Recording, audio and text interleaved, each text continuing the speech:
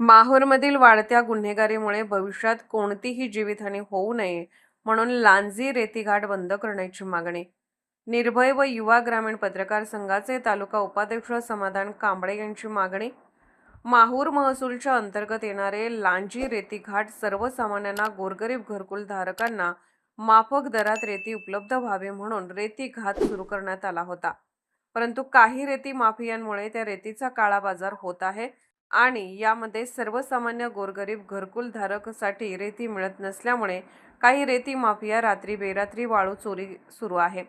दिनांक 5/4/2026 रोजी मध्यरात्री 11:30च्या दरम्यान काही अट्टल गुन्हेगारी असलेले 20 ते 25 रेती तस्कर सोबत देशी कट्टा घेऊन लांजी घाटाकडे जाणाऱ्या रस्त्यालगत असलेल्या शेतकऱ्यांना बेदम मारण्यात आले.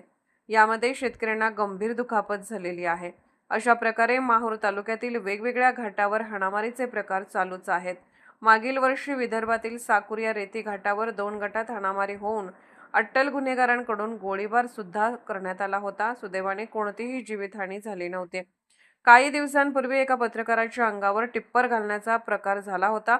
तसेच एका लोकप्रतिनिधीच्या गाडीला सुद्धा टिप्परने उडवण्याचा प्रकार झाला होता.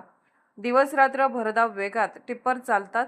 माहूर तालुक्यात वारंवार महसूल अधिकारी व कर्मचारी तसेच पोलीस अधिकारी व कर्मचारी यांच्यावर सुद्धा अट्टल गुन्हेगार असलेल्या रेती तस्कराकडून हल्ला करण्यात आला होता. रात्रभर जेसीबी व बोटच्या साहाय्याने पैनगंगा नदीपात्रातून रेती उत्खनन होत आहे. खरोखरच शासनाने दिलेल्या नियमाप्रमाणे रेतीघाट चालत आहे का? नियमाप्रमाणे चालक रेती उत्खनन करत आहेत का? असा गंभीर प्रश्न निर्माण होत आहे. दररोज लांजी रेती घाटावर हाणामारीचे प्रमाण वाढत चालले. भविष्यात कोणाचीही जीवितहानी होऊ नये म्हणून सदरील रेतीघाट हा बंद करण्यात यावा. तसेच या रेतीघाटात असलेले अट्टल गुन्हेगारांना तडीपार करण्यात यावे अशा आशयाचे निवेदन निर्भय व युवा ग्रामीण पत्रकार संघाचे तालुका उपाध्यक्ष आणि GR महाराष्ट्र लाईव्ह न्यूजचे मराठवाडा प्रमुख समाधान कांबळे यांनी निवेदन दिले आहे. महाराष्ट्र वेद न्यूजसाठी मनोज जाधव, श्री क्षेत्र, माहूर.